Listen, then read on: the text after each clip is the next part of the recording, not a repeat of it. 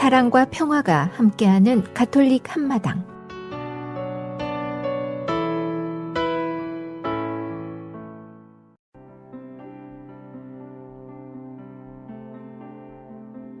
오늘의 복음 말씀, 루카가 전한 거룩한 복음입니다. 예수님께서는 회당을 떠나 시몬의 집으로 가셨다. 그때 시몬의 장모가 심한 열에 시달리고 있어서 사람들이 그를 위해 예수님께 청하였다. 예수님께서 그 부인에게 가까이 가시어 열을 꾸짖으시니 열이 가셨다. 그러자 부인은 즉시 일어나 그들의 시중을 들었다. 해질 무렵에 사람들이 각각지 질병을 앓는 이들을 있는 대로 모두 예수님께 데리고 왔다. 예수님께서는 한 사람 한 사람에게 손을 얹으시어 그들을 고쳐주셨다. 마귀들도 많은 사람에게 나가며 당신은 하느님의 아드님이십니다 하고 소리질렀다. 그러나 예수님께서는 꾸짖으시며 그들이 말하는 것을 용납하지 않으셨다. 당신이 그리스도임을 그들이 알고 있었기 때문이다. 날이 새자 예수님께서는 밖으로 나가시어 외딴 곳으로 가셨다. 군중은 예수님을 찾아다니다가 그분께서 계시는 곳까지 가서 자기들을 떠나지 말아 주십사 하고 붙들었다. 그러나 예수님께서는 그들에게 말씀하셨다. 나는 하느님 나라의 기쁜 소식을 다른 고을에도 전해야 한다. 사실 나는 그 일을 하도록 파견된 것이다. 그러고 나서 예수님께서는 유다의 여러 회당에서 복음을 선포하셨다.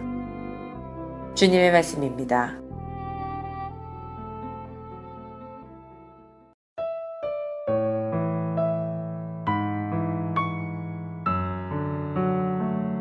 오늘의 말씀, 유승학 신부님의 말씀입니다.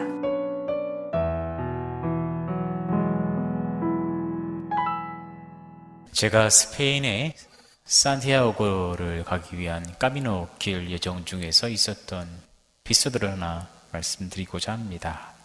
스페인은 태양의 나라라고 하죠.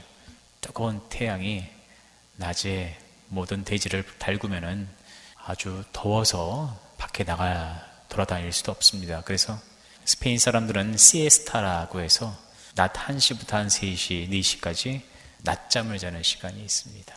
어찌됐든 이제 그 까미노 길을 걷는 가운데서 물론 낮이 아니라 오전이다 하더라도 무척 뜨거운 때가 있어요. 덥죠. 그렇게 더운 길을 안고 그래도 가야 할 길을 가야 하기 때문에 걷고 있을 때 습기를 만납니다. 그 그늘에 잠시 더위가 가시죠. 그러다가 또 이제 뜨거운 태양 아래서 또 걷게 되는데 그 과정 속에서 아주 너무나 아름다운 그리고 너무나 기쁨이 넘치는 그런 장소를 발견했습니다. 숲 한가운데 아주 아름다운 개울물이라 할까요? 거기는 이렇게 하천같이 좁은 것도 다 강이라고 하는데 한 강을 만난 거죠. 물도 푸르고 맑고 또 무성한 나무 숲 사이에 난 곳이라서 무더운 그 무더기를 안고 가다가 그 개울을 만났을 때 모든 걸 다 벗어 던지고 그 속에 들어가서 더위를 식혔으면 하는 그런 마음이 들었습니다. 그리고 너무나 아름다운 장소라서 그곳에 잠시 머물면서 함께 갔던 사람들하고 이런저런 이야기도 하고 또 더위도 식히고 그런 시간을 갖고 싶었습니다. 그런데 가야 할 길이 또 많고 멀고 시간도 부족해서 잠시 뒤로 하고 안타깝지만은 쉬지 못하고 계속 걸음을 걸어서 까미노 길을 걸은 그런 기억이 있습니다. 그런 기억 속에서 여러 가지 묵상을 해보게 되는데 우리가 그 좋은 곳이란 개울처럼 시원하고 아름다운 그곳에 머물고 싶었지만은 이 산티아고 까미노 길이라는 것이 인생의 순례와 같은 그런 모든 인생의 모습을 담아내고 있기 때문에 한 곳에 오랫도록 머물 수 없고 또 이 자리를 털고 일어나서 가야 할 목적지로 가야 하는 우리의 운명이 아닌가라는 우리의 삶의 모습을 이렇게 묵상해 볼 수가 있었습니다. 아무리 좋아도 그곳에 오랫동안 머물 수는 없죠. 또 어딘가를 향해서 계속 꾸준히 걸어가야 되는 우리의 인생길을 묵상할 수가 있었던 겁니다. 이와 같은 관점에서 지금 현재 우리가 살아가고 있는 모든 삶 안에 좋은 곳이라고 판단되는 것, 또 머물고 싶다고 판단되는 곳은 어디이고, 하지만 그곳에 머물지 아니하고 툴툴 털어버리고 가야 할 목적지로 가야 될 그런 목적지는 과연 무엇일까? 우리가 유목민처럼 이리저리 떠다니면서 방랑하는 생활을 하자라는 뜻이 아니라 우리의 삶이 한 곳에 정착할 수만 없는, 장소적인 개념에서의 정착할 수 없다라는 개념이 아니라 우리의 마음 자체가 한 곳에 오랫동안 머물러서는 안 된다는 측면, 그리고 다른 무언가의 목적지를 가지고 끊임없이 가야 한다는 측면을 말씀드리고 싶은 겁니다.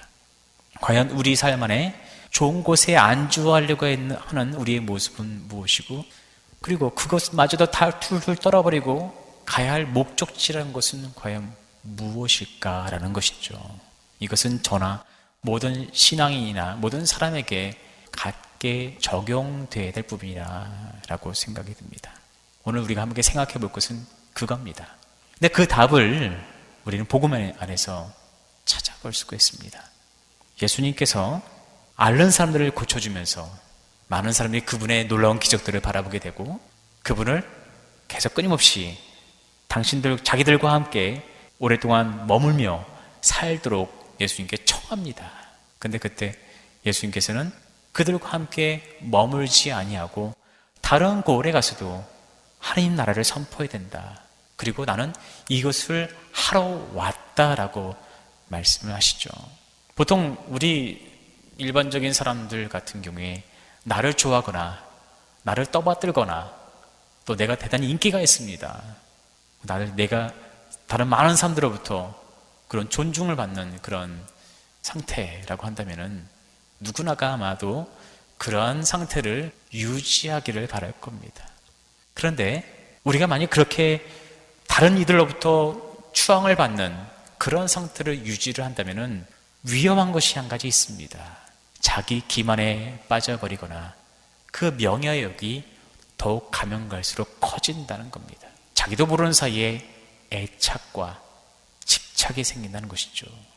예수님께서는 그런 많은 사람들로부터 우리와 함께 계속 오랫동안 머물러 주십시오 라는 요청을 받았지만은 예수님께서는 그 요청을 거부하시고 당신이 가야 할 목적지로 가십니다.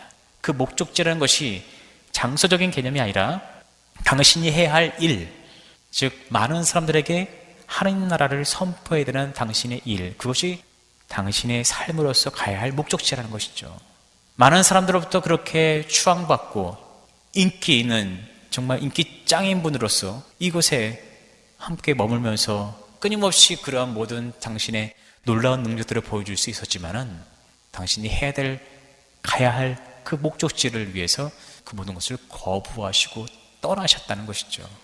서두에 말씀드렸던 무더위 속에서 좋은 장소, 더위를 식힐 수 있을 만한 더 편안한 곳, 이런 곳에서 머물고 싶지만은 그래도 거기 계속 머물지 못하고 가야 할 길을 가야 했던 저의 그 순례길을 묵상해 봤을 때와 같은 개념이다라고 할 수 있겠습니다. 바로 여기서 예수님의 그 모습을 우리는 잘 관찰을 해야 됩니다.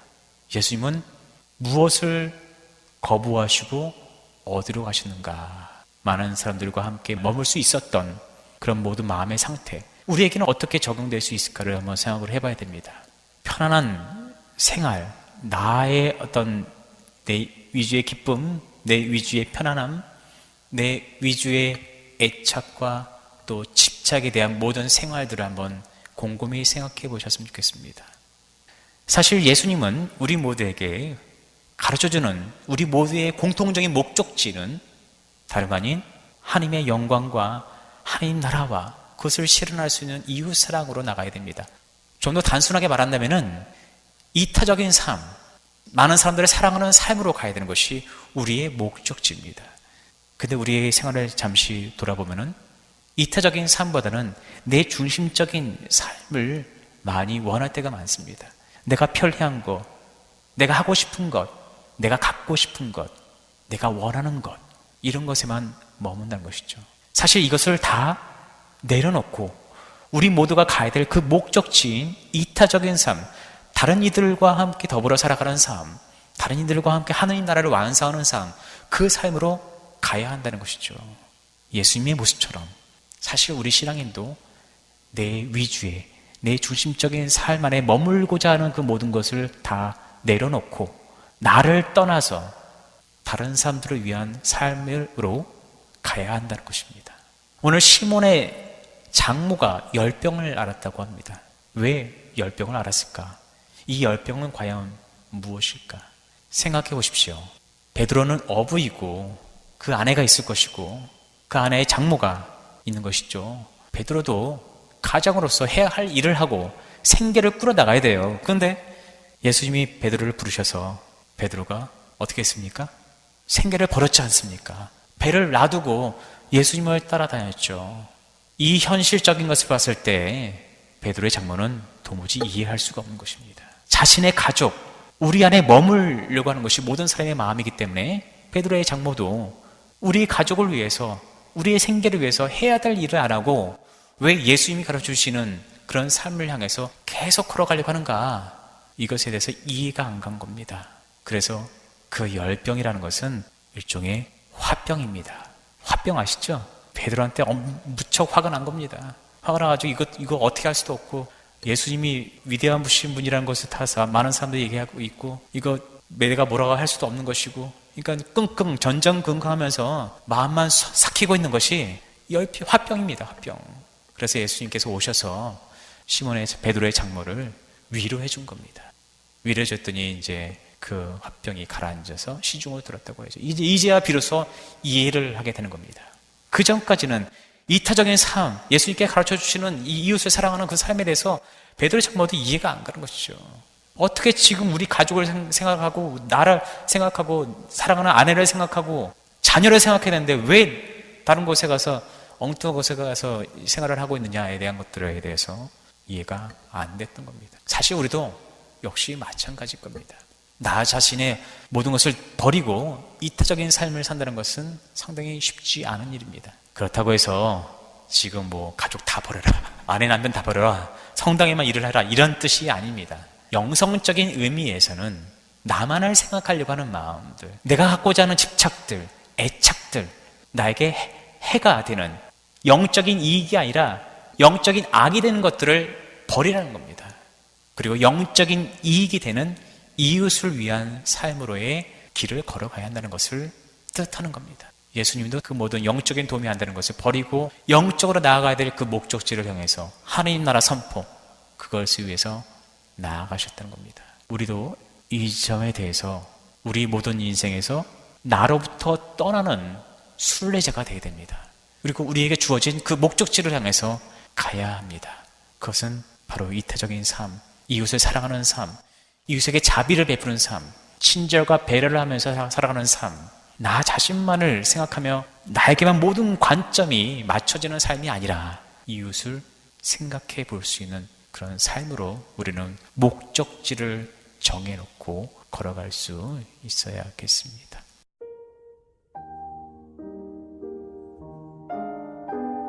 지혜를 찾는 이에게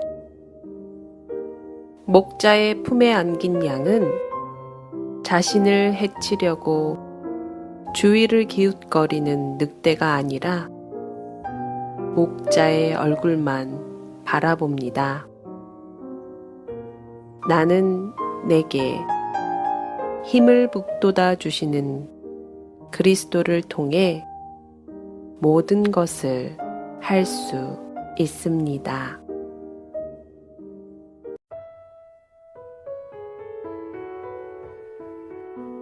시카고 지역 가톨릭 한인 공동체 소식과 공지사항을 전해드리는 가톨릭 한마당 게시판입니다. 시카고 지역 순교자 현양 합동미사 안내입니다. 시카고와 시카고 인근 교회 지역에 위치한 4개 가톨릭 공동체가 합동으로 봉헌하는 현양미사에 여러분을 초대합니다. 일시는 9월 20일 주일 오전 11시 현양미사로 시작하며 시카고 한국 순교자 성당 주관으로 장소는 데스플레인에 위치한 성정화상 바오로 성당이며 순교자 현양 합동미사 문의 및 연락처는 시카고 한국 순교자 성당 전화 773-283-3979입니다. 미 중북부 성령 세신 대회 안내입니다. 너희는 조심하고 깨어있어라. 마르코복음 13장 33절 말씀의 주제로 강사는 예수성심 전교 수도회 김대선 바오로 신부님, 영어심리학 연구소장 김영배 데오필로스 신부님, 미러키 성당 유수영 아브라함 주임 신부님이십니다. 일시는 10월 1일 목요일부터 10월 4일 주일까지이고 10월 1일과 2일은 오후 7시부터 10시까지, 10월 3일 토요일은 오후 5시 30분부터 10시까지이며 10월 4일 주일은 오후 1시부터 6시까지입니다. 장소는 성정화상 바오로 성당이고 안내 및 신청 접수는 각 성당 성령기도회 봉사자에게 하시면 됩니다. 시카고 지역 성령대회에 함께하시어 뜨거운 성령체험과 성숙한 그리스도인으로 나아가는 은혜로운 시간이 되시기를 바라며 많은 참석을 희망합니다. 시카고 한국 순교자 성당 토요학교 개강 안내입니다. 개학 일자는 9월 19일 토요일, CCD는 오전 9시, 한국학교는 오후 12시이며 등록 대상은 한국학교 프리K 4살에서 8학년까지이며 CCD는 유치부 5살부터 8학년까지입니다. 자세한 문의 및 신청은 유줄리아 PARANG SEYOO@yahoo.com으로 하시면 됩니다. 바티칸 소식입니다.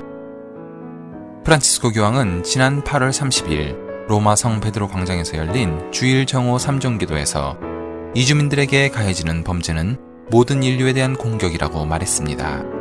교황은 이어 애석하게도 최근 수많은 이주민들이 보다 풍요로운 삶을 찾아 이주하는 과정에서 목숨을 잃고 있다며 나는 모든 이주민 형제 자매들을 위해 기도하고 있으며 여러분들도 함께 기도하자고 요청했습니다. 특히 지난 8월 27일 오스트리아의 고속도로에 버려진 냉동트럭 안에서 숨진 채 발견된 이주민 71명에 대한 소식을 언급하며 오스트리아 모든 교회와 함께 희생자들을 애도하고 있다고 말했습니다. 희생자들은 인신매매 과정에서 숨졌으며 4명의 어린이도 사망자 가운데 포함됐습니다.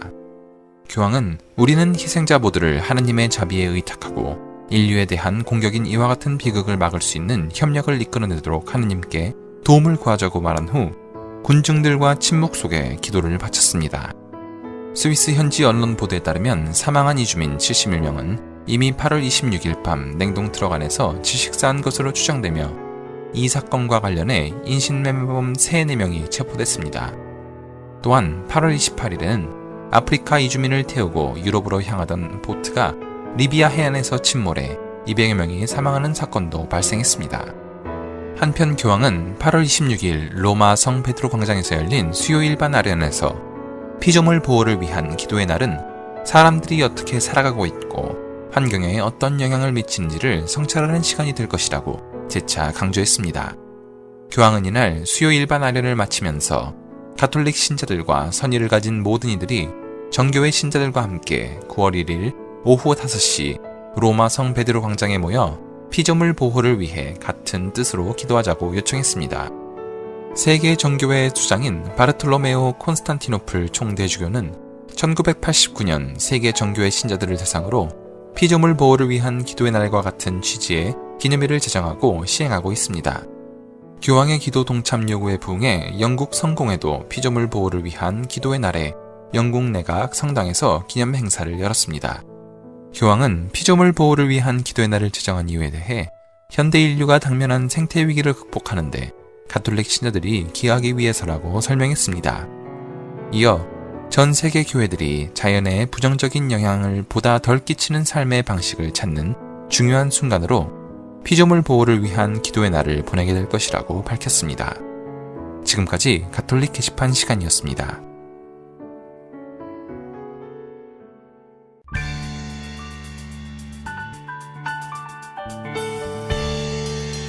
하늘바라기가 부릅니다.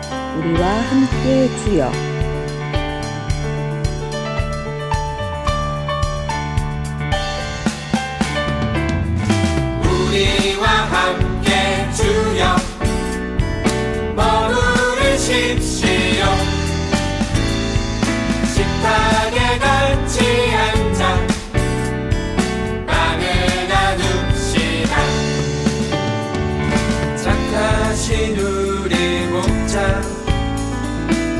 그를 위하여 목숨을 버리시고 다시 사셨네. 우리와 함께 주여 머무르십시오. 식탁에 같이 앉아 빵을 나눕시다. 주님은 나의 목자 아쉬울 것 없네. 나 주님의 집에서 영원히 살리라. 우리와 함께 주여 머무르십시오. 식탁에 같이 앉아 빵을 나눕시다.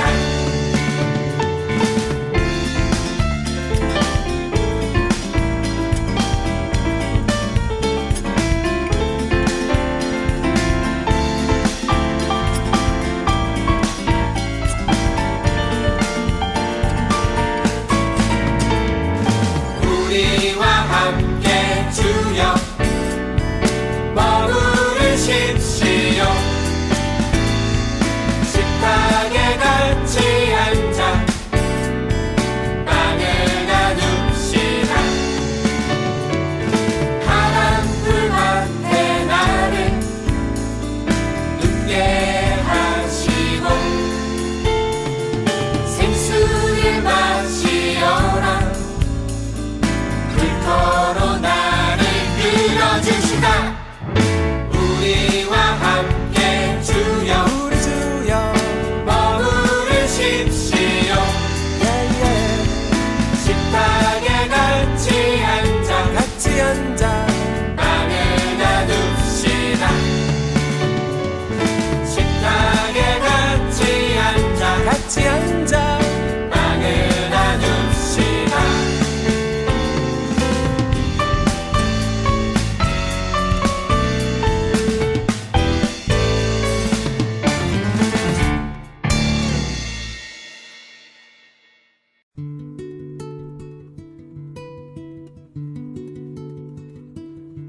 카톨릭 교리.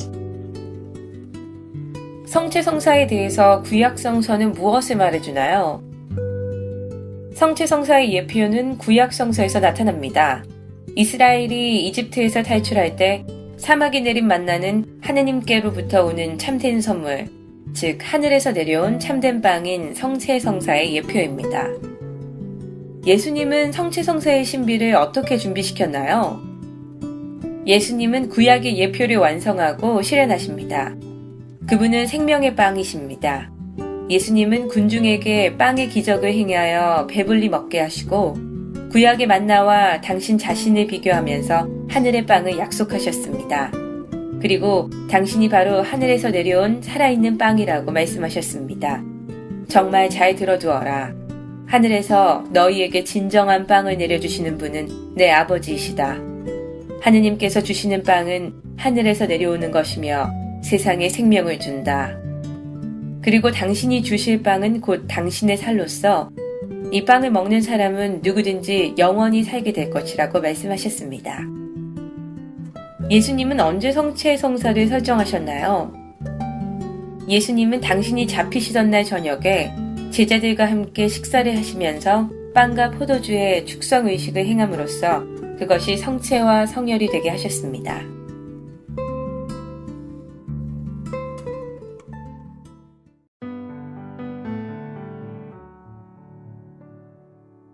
한국 성인들의 생애. 오늘은 성 김재준 이냐시오에 대해 말씀드리겠습니다. 김재준 이냐시오는 1814년에 순교한 김진우 비호의 손자이며 1846년에 순교한 우리나라 최초의 사제 김대건 신부의 부친입니다. 그는 이미 여러 차례의 박해로 실연을 당한 천주교인의 집에서 태어나 충청도 면천 솔매라는 산골에서 살았습니다.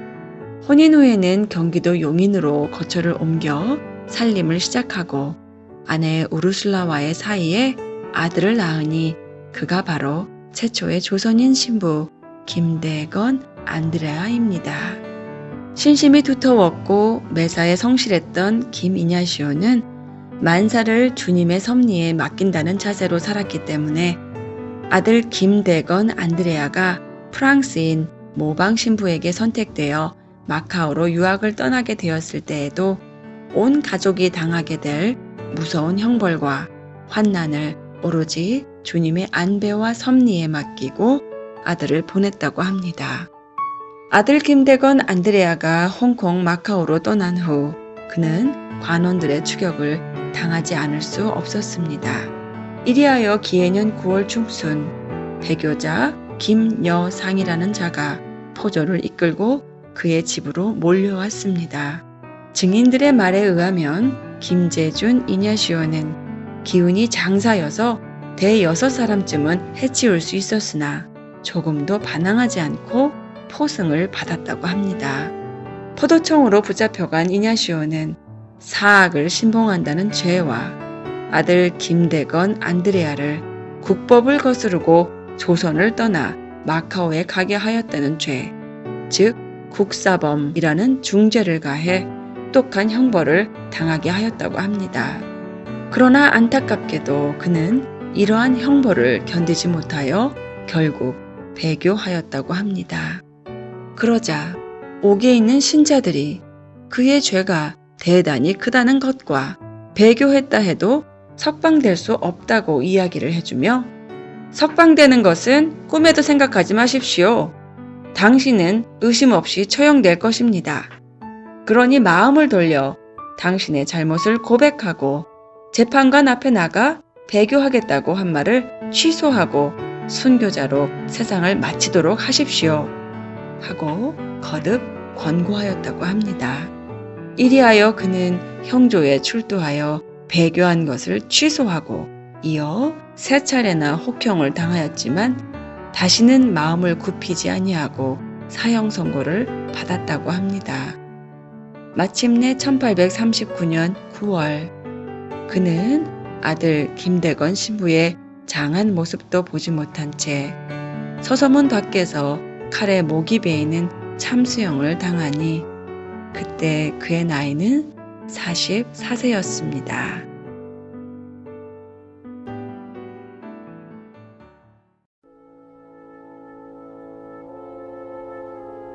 (365일) 당신을 축복합니다. 하느님 사랑의 극치. 십자가는 하느님 지혜와 사랑의 극치입니다. 십자가는 구원의 공로일 뿐 아니라 그리스도의 죽음을 본받게 합니다. 나는 여러분 가운데에 있으면서 예수 그리스도 곧 십자가에 못 박히신 분 외에는 아무것도 생각하지 않기로 결심하였습니다. 고린토전서 2장 2절.